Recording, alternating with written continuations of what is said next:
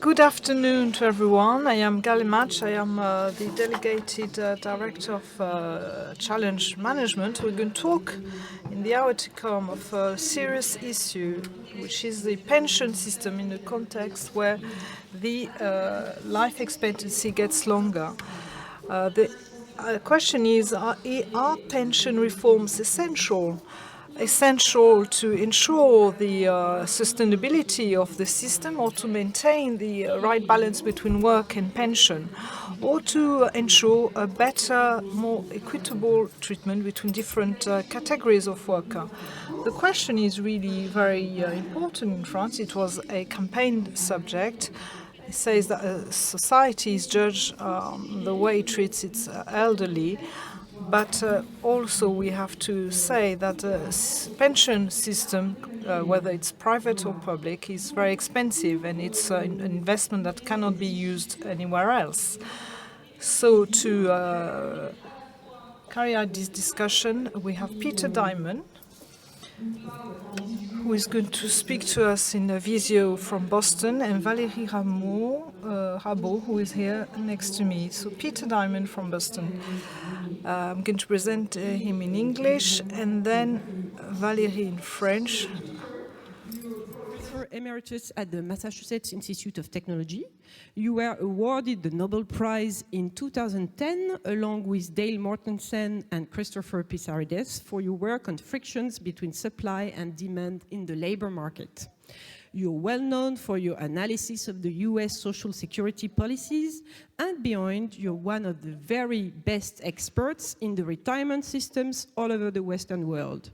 Your international experience is very valuable to give us a big picture view of how the rich economy are coping with the demographic challenge of an aging population. And also, interesting to French public, you were a member of the Blanchard-Tirole Commission, a work group of high-profile international economists appointed by Emmanuel Macron, which issued a report in June 2021 to the French government, giving guidelines on the major economic challenges ahead. You worked with the team analyzing the challenge of demographic aging and how to reform the French scheme to move it to a points system to make it simpler, more transparent, fairer, and more sustainable. But as you know, this reform has since been abandoned. Donc, à votre tour, Valérie Rabault, vous êtes la députée de la première Valérie Rabault, you're MP of Tarn-et-Garonne from Montauban, not far from here, since 2012, and you're head of the parliamentary socialist group at the Assembly. You're the first reporter for the budget at the Assembly. Parliament from 2014 to 2017. The rumor says that you were approached by Emmanuel Macron to become Prime Minister and that you have refused the offer. So you're the best expert for economic matters for your party, Socialist Party, and you're part of a Macron Reform 2020, and you had to work on this topic. 20 minutes to Peter Diamond to give his insight on our question, is reform necessary, and to lay out the fundamentals. Peter? Thank you for that introduction. I have some PowerPoints that are supposed to be popping up. Well, let me just launch. Pensions, obviously, here we go. Next slide, please.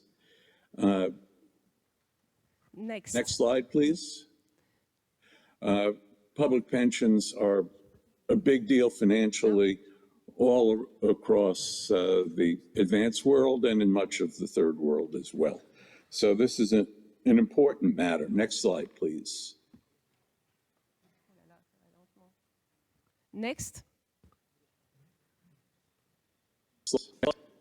Next slide, please. Yes, pensions matter. I'm sorry, we seem to have been cut off.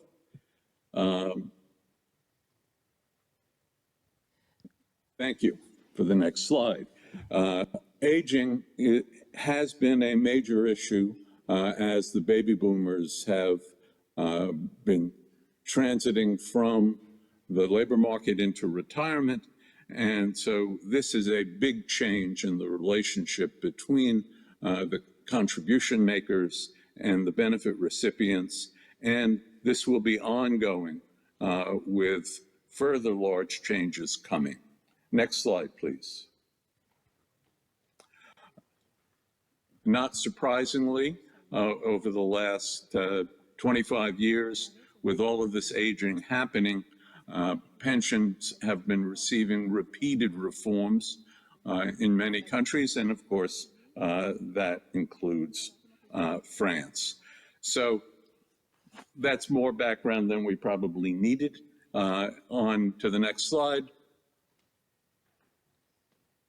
So pension design is complicated because it works for the economy as a whole, and family structures vary, labor market experiences vary, and in designing it, we have to keep in mind that for each individual, they will be subject to it for all the years of their work life and retirement life.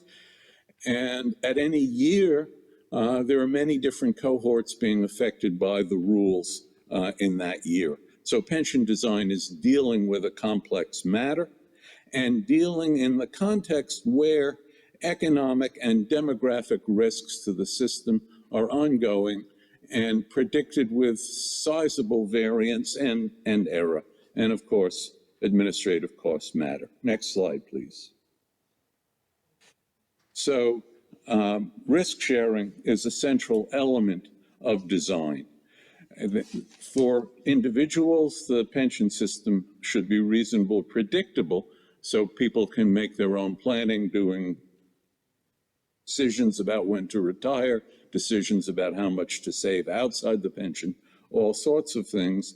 And from the point of view of the finances of the country, pensions are important. To have good responses to the actual realizations going on, it's important to have both automatic and legislative adjustments. Around the world, everybody is familiar with automatic adjustments that are indexed around a price index and or a wage index. And in thinking about how to go forward, you have to pay attention to not just the finances, not just the implications for the functioning of the economy, but also for the issue of income distribution, both across cohorts and within cohorts. Next slide, please. There are two major issues in France that have been recognized by the government and in the Tyrol Commission. The current pension system has enormous fragmentation, lots of different pensions. People move across different pension systems.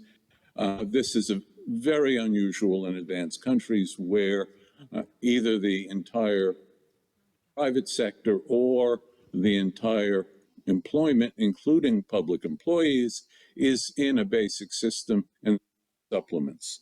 So this fragmentation creates inequities and is costly, and many people see it as unfair. And going forward into the future, it seems to me that France has to move beyond just using prices and or wages for indexing, but do some indexing for the demographic developments and for the financial balance of how much the system costs relative to the resources they want to put in. Next slide, please. So how can you match the costs with the resources you want to make available? There are four instruments: the size of an initial benefit for a retiree, the size of the increases annually in the pension, the age at which the pension starts being paid, and whether part of the pension, whether it gets taxed and that gets used for pension, whether when you have a non-contributory pension, pensions focused on people with small pensions or low overall incomes, which France, of course, has, along with all the other countries, how that is designed. How does it go to everybody? Is it targeted? Is some of it taken back? These issues are the ones that indexing has to address. Next slide, please. Next, thank you.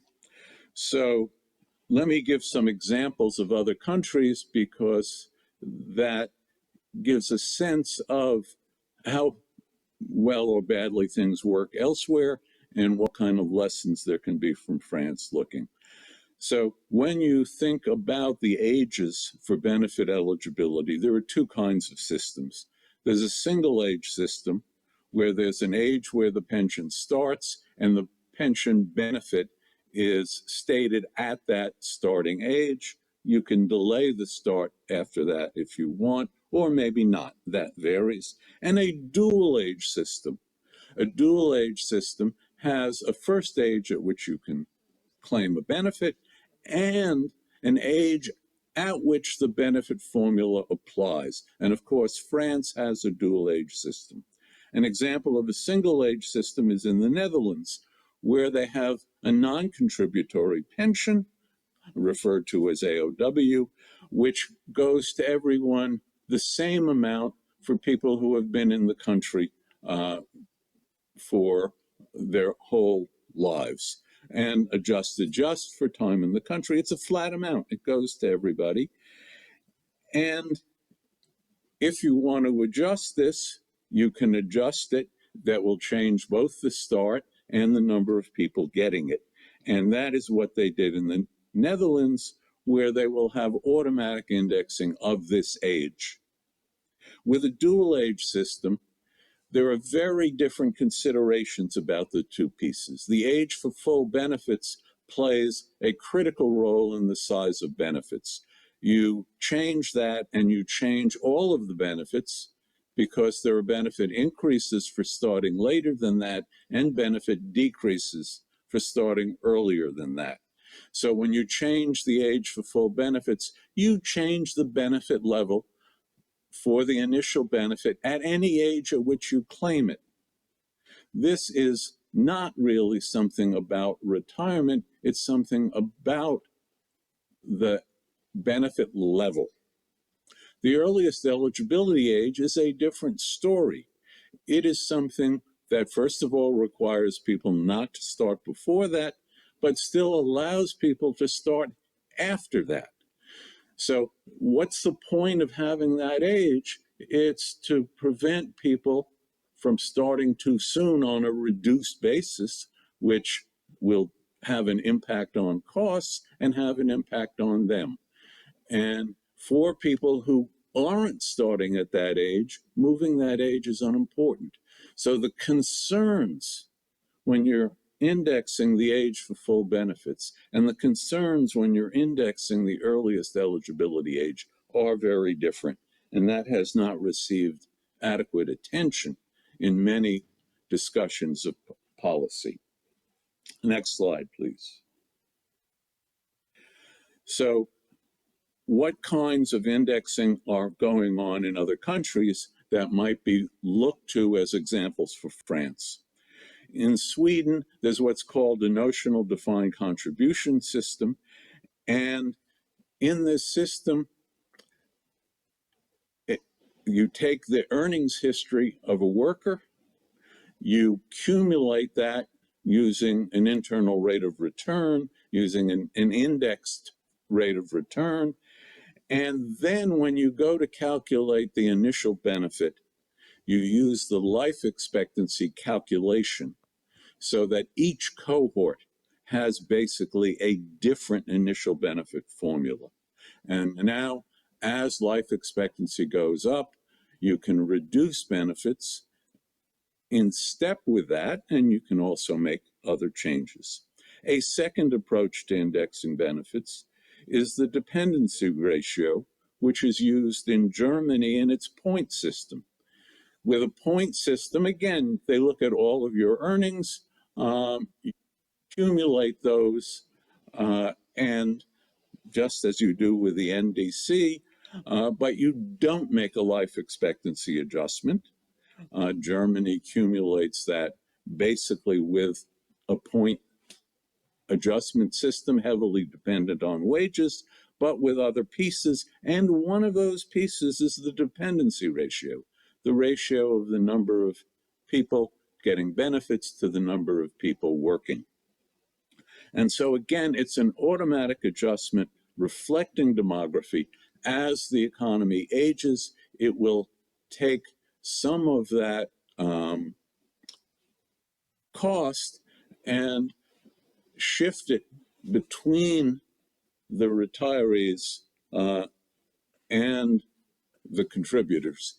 Both of those can be changed, making use of the dependency ratio to adapt to the aging. And a different approach is one looking at financial balance rather than just looking at demography. And Sweden has an example of this that has various complications. I just want to mention the case of Canada, because Canada has a defined benefit pension. It isn't based on all of your earnings because they have a small fraction dropped out for insurance purposes, but almost all of them. And every 3 years, the actuary in Canada makes a projection for the next 75 years and looks to see whether the system satisfies the conditions of not just being able to pay, but being able to pay in a way that's viewed as fair across cohorts by maintaining the level of funding. It's a particular measure. The point here is if the system is not online with their desires for 75 years, the government has 6 months to do something about it. And if the government doesn't come to an agreement to do anything about it, there are 2 automatic changes. The contribution rate goes up for the next 3 years till the next actuarial valuation, and the annual adjustments of benefits for the cost of living don't happen. There's a freeze in benefits.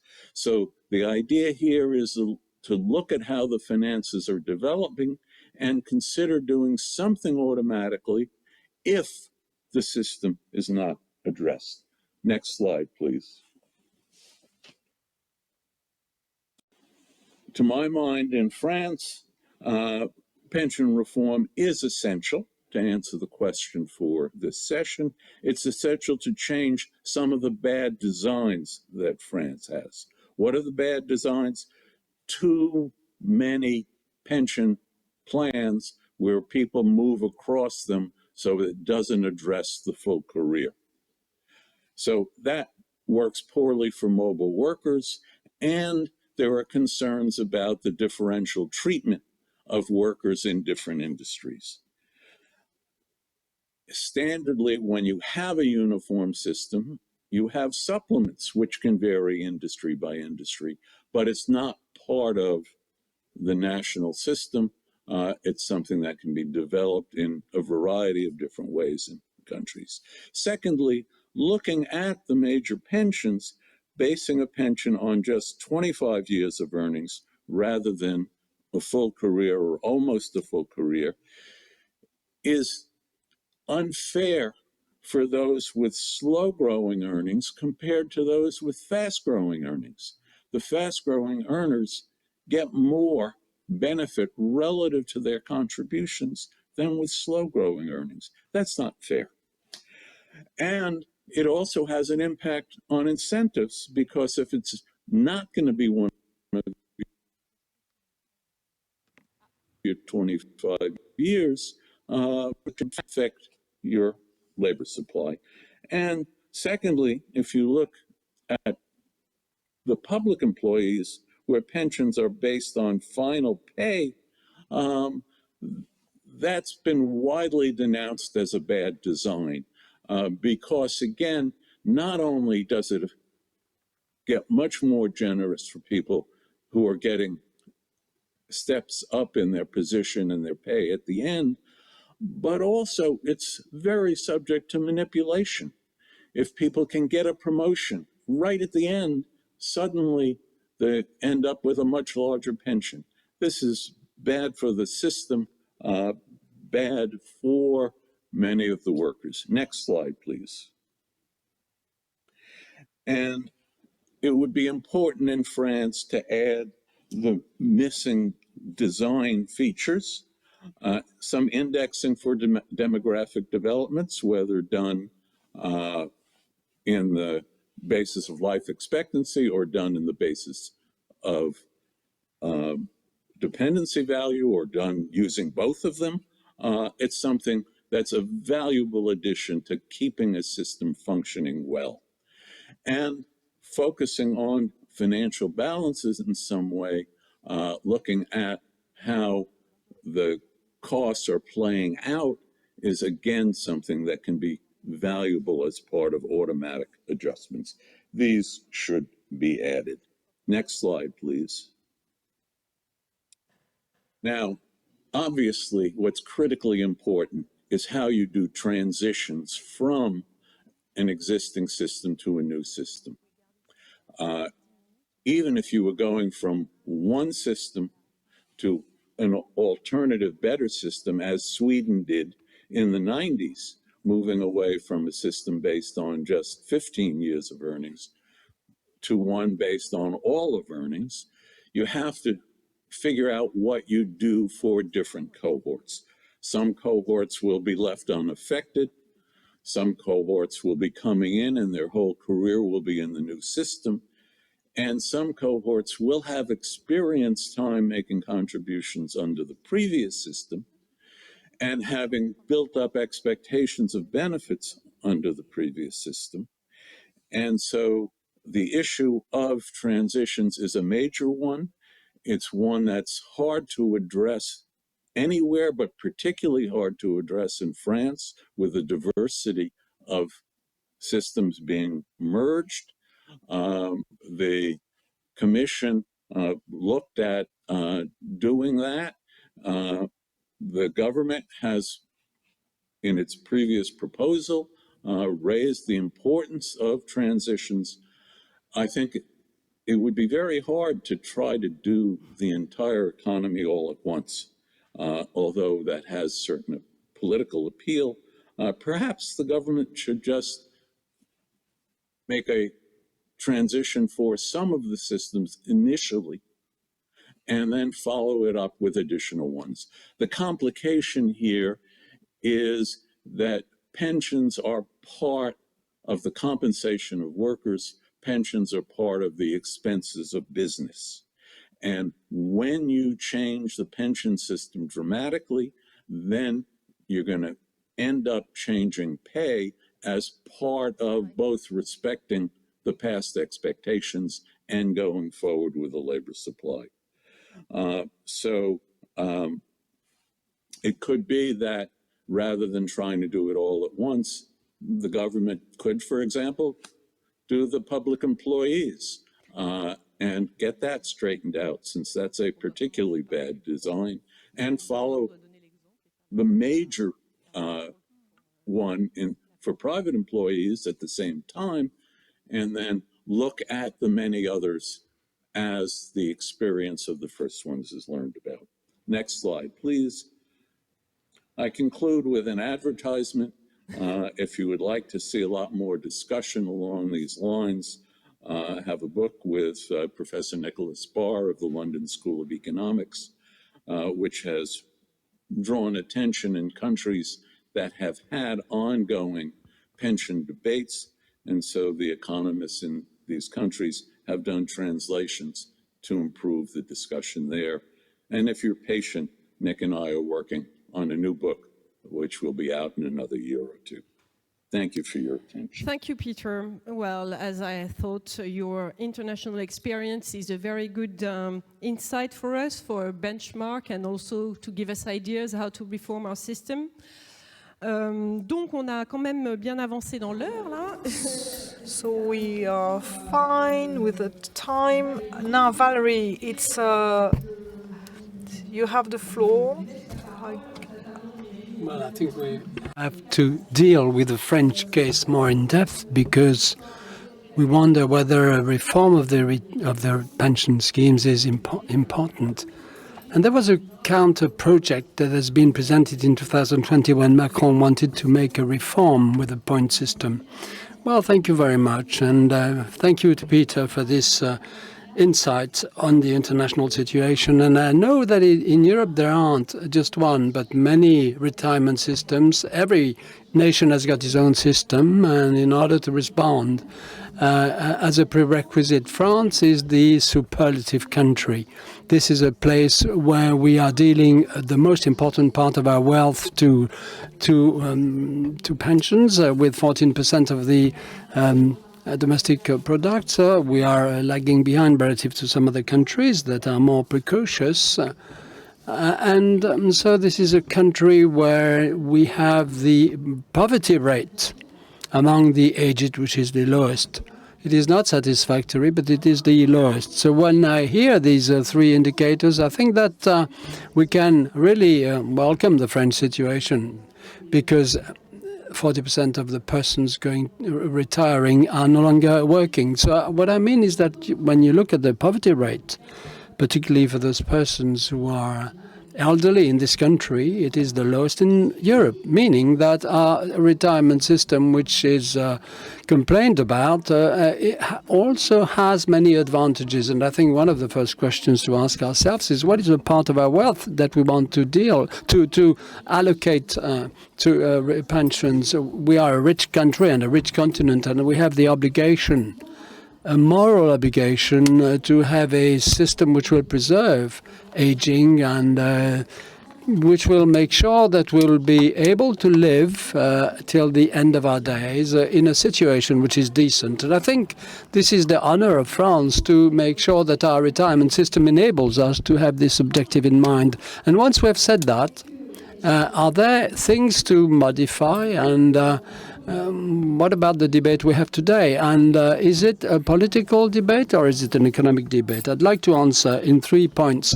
And also, when we had a discussion about the reform and pensions, my friend Claude Renal, in charge of this topic, and a senator for Haute-Garonne department, we worked a lot on this particular topic. Now, first, what about the system at Instant T? Is it in danger? No, it is not. This is quite clearly the case. We are not in danger.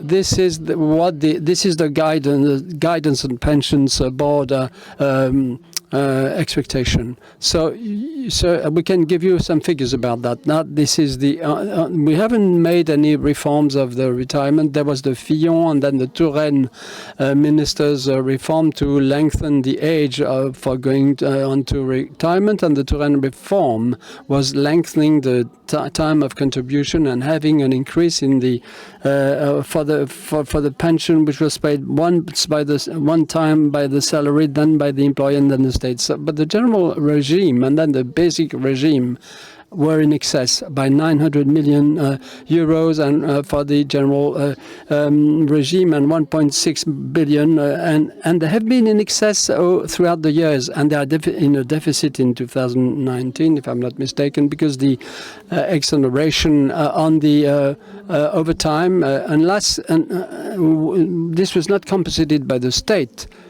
With the social security system. So we had a deficit in 2019 due to the exoneration of social contributions on overtime.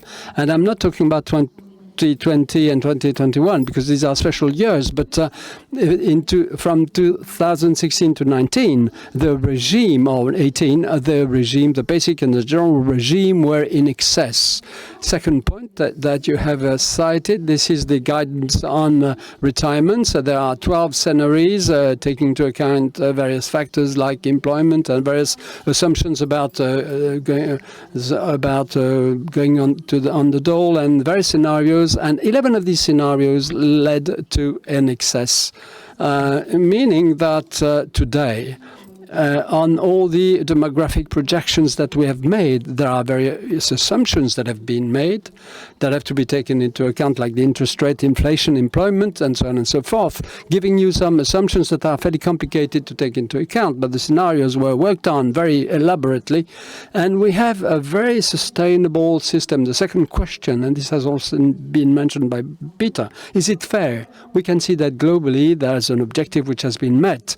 Is it fair now? And this is definitely a political debate which has to be contended and which has to be discussed. And this is what has been done. Is it fair? What about the pensions for everybody? Is it still okay? No.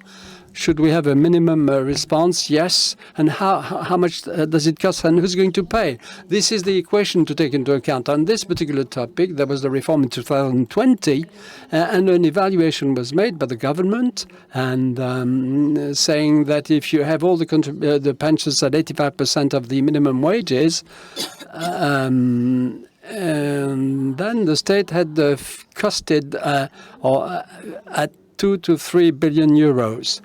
That's less than the contribution from the wealthy.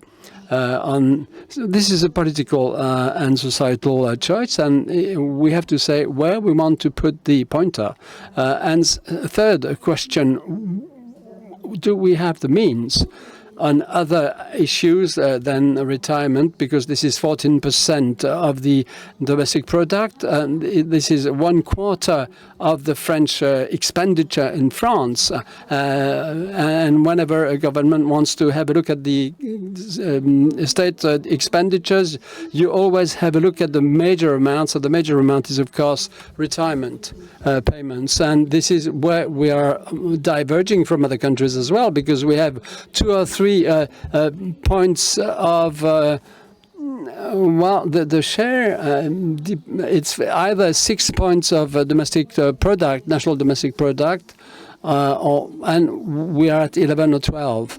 Or rather, we are at 14. This is 14% of our national wealth. Now, this is the heritage of the following the Second World War, and there may be discussions on this.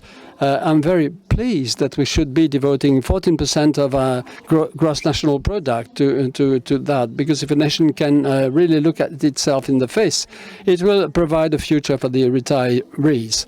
And I can understand there are other ways of thinking about it, but I think this is the way it should be discussed. And we are not going to say, how are we going to lower the public expenditure? And straight away we are looking at the retirement schemes, and I think this is hypocritical. In the Macron's program, who has been elected, he wants the retirement age to be at 65. When you look at the figures, you can see that enables us to collect 15 billion euros. Now, 15 billion euros, this is not going to balance the system. It's going to fund something else. And this is the question. And I was wondering, in a democracy, what should be important would be intellectual honesty, and not how we're going to collect money, because we have other expenditures to take into account, like the energy and ecological transitions. These are fundamental choices to be made, and that are very costly. And the funding, of course, is an important here. And I'd like to end on this because time is of the essence. And if we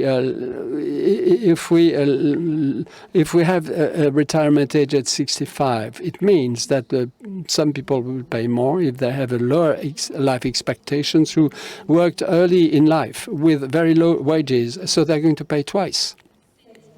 And this is an inverted solidarity. If you have a contribution based on revenues, if you want to fund energy transition, you have to do it on the basis of wealth and redistribution, and then we have a much fairer scheme. Well, thank you very much. Now let us move to the questions that I'd like to address to Peter and to Valérie, and also to to answer the criticisms that you make about these reforms of the pension schemes, because you think it's not necessary from a financial point of view, because we are in excess and the system seems to be continuing well and can fund itself. But considered on the sole angle of the keeping the financial balance, or there are also other imperatives of a reform, for example, being fairer, because situations change. And in France, we have some historic advantages, benefits that were given because of historic social trade unions, for example, fighting hard to have them, sure. So to give a more equal treatment to different kind of workers, and also maybe, and that's what you were saying about this 14% of GDP that is for a retirement system, also to keep an equilibrium between young people, old people, working people, retired people. So Peter, I would like to hear you on this. The necessity of the reform being not only financial. First of all, it's very clear. I did not say anything about whether the French system is too big, too small. Not my job. My job is to look at, given what resources you're going to put on, and over time, because the system is expected to last for as long as France lasts, and you have to try to do a design that does it well, and you have to try to have a method of going forward so you don't have the experience I had the last time I was in France, which is I was actually lecturing on pensions, and workers were out on strike over the proposal for pension reform. So it is an important democratic item to be settled by the country as the scale of doing it, but then the details have to be worked out for fairness and worked out so that you don't have a crisis about pension debate year after year. And the automatic adjustments are something to try to put it in place with democratic settlement and then try to have it run. Oui, donc je pose la question à Valérie. On peut pas. Valérie, I think you cannot satisfy yourself if you have 42 different pension schemes. And there was an interesting idea with this point system proposed as a systemic reform, not as one setting among any other ones. So there was an idea which had been defended by a famous French economist, Antoine Isiot, who knows retirement schemes very well, and who had designed the ideal point system, which could be transparent for everybody, and where each euro contributed would give a point for retirement. And the reform is not only to balance the system; it's also necessary to make the system fairer. And so, well, is it a problem to have many systems? I can see that if I worked in the UK as a local employee, and you have a package and you negotiate your retirement scheme as well. So it's a customized retirement scheme. Well, there may be 60 million regimes. There are different regimes. So is it a problem to have various retirement systems? I'm not sure. No, I don't think so. First thing, because it depends as well on the wage evolution. There was a major debate on the retirement schemes for the teachers. Well, we would have had to modify it. It would have needed their support, but the retirement cannot be analyzed away from the wage evolution during the life of the worker. If I take the UK, looking at the point system now, because we can say that each one is going to give some points for retirement, but I've never seen a reform presented without a financial framework, because without any figures or costs.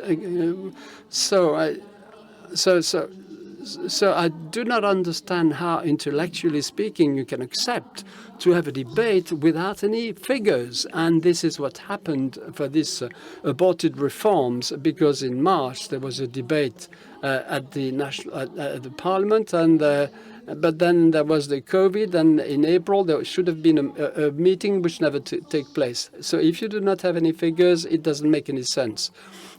I thought it was really a contempt to French democracy. And the third item, which I think is also a true challenge for everybody, is that if you say that you agree to have a level of wealth which is devoted to retirements, you know well that what counts is the denominator.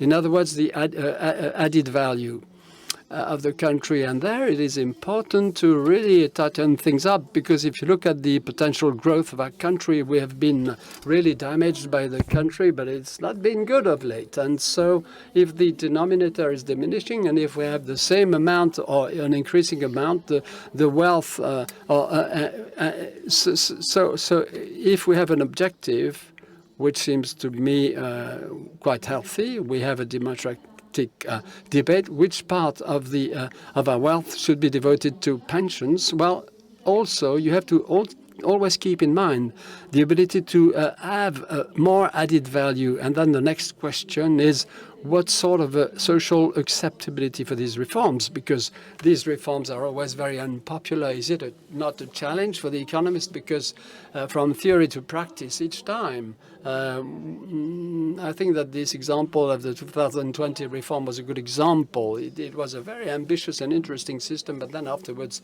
we wanted to make some savings through this model, and then the economists who had devised it said that it was no longer his own system. So, Peter, vous avez des...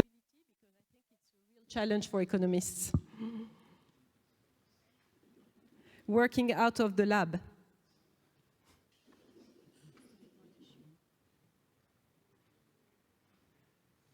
If I was asked something, I didn't hear it. Oh, okay.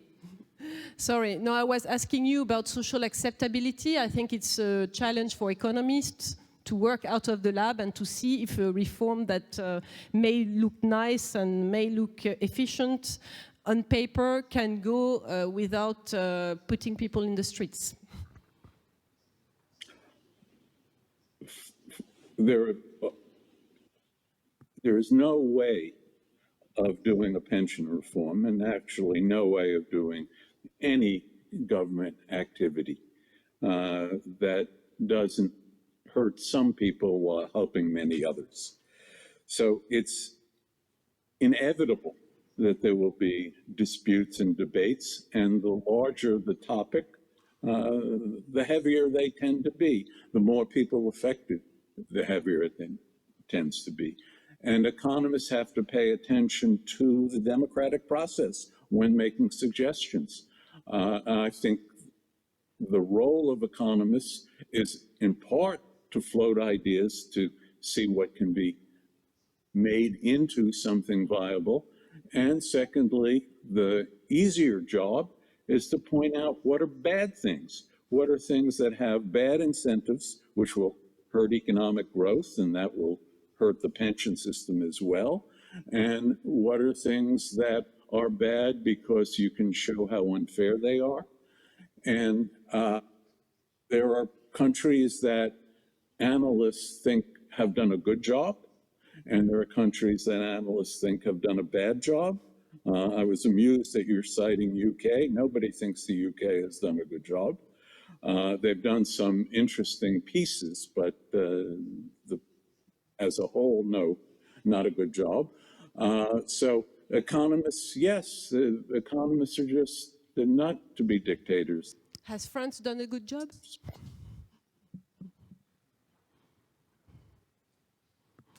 Well, We're having trouble because I'm getting translations and then it drowns things out. So Okay. some things will have to be repeated for me. Okay, maybe we can take a few questions from the audience now. Est-ce que quelqu'un veut poser une question? Anybody wants to ask a question? Well, the person over there.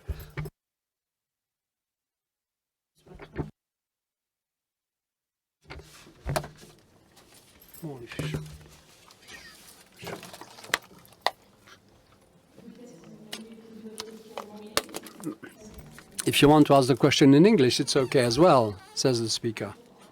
Well, can we have a debate on the equity of the system and on the continuation of these 40 systems? Because if you have 4 systems, we can understand, but if you have 40, historically it's understandable, but how can we construct the future on such a basis? What is fair? It's illegible for the new generations. Valérie, well, concerning legibility, I do agree with you, and the projection that will make and the various systems that exist lead to unfairness. We all would like to have a complete visibility or an easier visibility, but if you are recruited, are you going to compare your wages with millions of your other citizens? Well, the retirement derives from the work. So right from the beginning, you have a question to ask. And I would take the regime of the peasants. If you say to the farmer that we are going to add points to your to those who have a full career among these farmers, and if on top of their farm they have been driving the combined harvester and being recruited somewhere else, and that you should not be revalorized revalued in your pensions, and this is not acceptable. So these are forms of injustice. So before wondering about the complexity, and it's inherent to the fact that we have different employment contracts. So, but we have to scan all the unfairness that exists in the system today, and this will mean that we'll have moved a lot.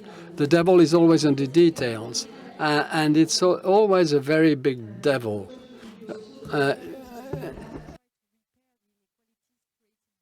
Parce que c'est vrai qu'on demande au système de retraite aussi de réparer. Well, this is the idea. You want to repair inequalities about life expectations between the blue-collar and white-collar workers, between males and females, about those who have many employers, and those who have a linear career within a company. And we are wondering, is it the role of the retirement system to repair all these inequalities that existed before? Well, this is the true question, is it not?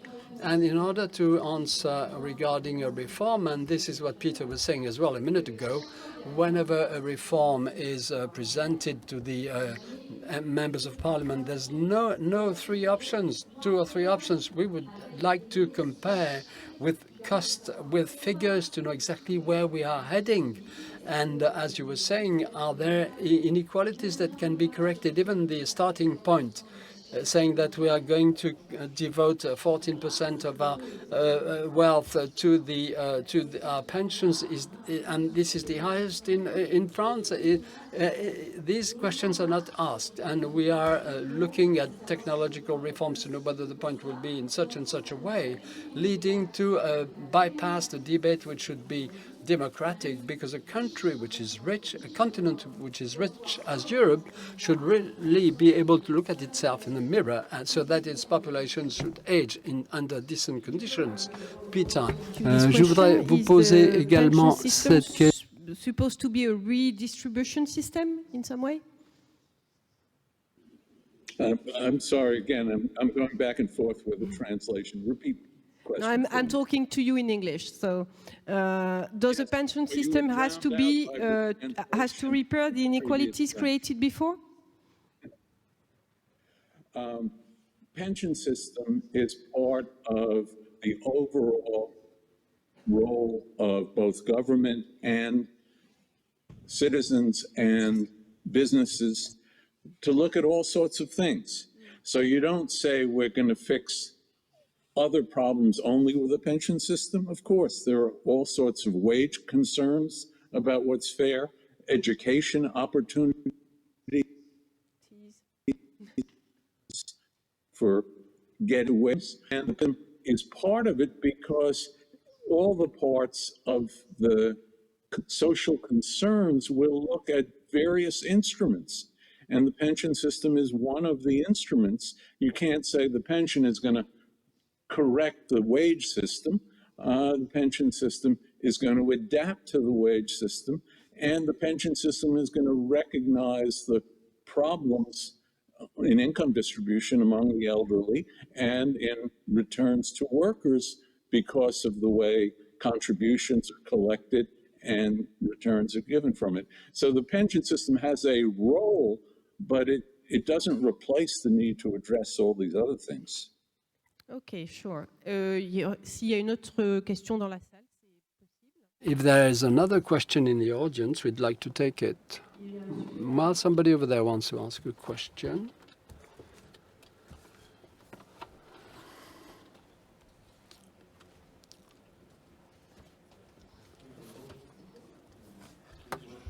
Well, I think it's surprising that on such a topic there shouldn't be a trade union representative in the audience, you know, attending, because I've been working on this topic. Have you invited the trade union representatives? And second question, as we can see, there are inequalities that exist before the retirement system. What about the universal system? Should it be a solution to correct inequalities that existed before the retirement scheme and afterwards? Now, regarding the question of trade unions, yes, we invited, right from the start, we planned Laurent Berger, we invited that person to come and attend. Well, this is the CFDT union, and following some agenda issues, he was open to the idea of coming, but it didn't come.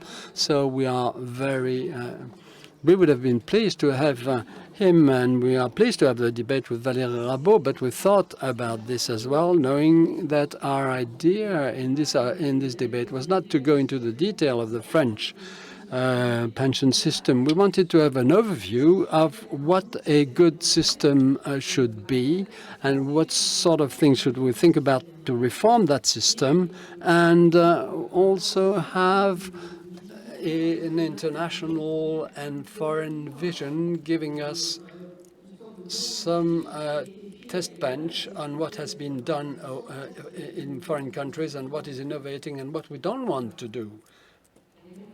Yeah, and I'd like to say that, as you said, both of you, there are inequalities with the retirement system. And it's interesting as well to compare with the other systems, because France, there aren't so many countries where the retirement system is based on the years of contribution. We talk about the legal age, but the duration of contribution, if you look at it, you can see that we are among the countries. It's not ridiculous. We are among those who have the longest contribution period. So in many systems, like Spain, it's 37 years of and with other conditions as well. So what you are saying is that there are various parameters like the years of contribution and the retirement age, and what you are receiving. These are 4 vectors that should be analyzed and reviewed. Now, to correct the inequalities, I'd like to have first a comprehensive view of inequalities that are inherent in the system. It is not only the reflection of what goes on during the professional life. You have the retirement that can be an inequality in itself, reflecting inequalities during the professional life, which are 2 different things. But then if we have in a debate, if we want to correct this, it's going to cost so much.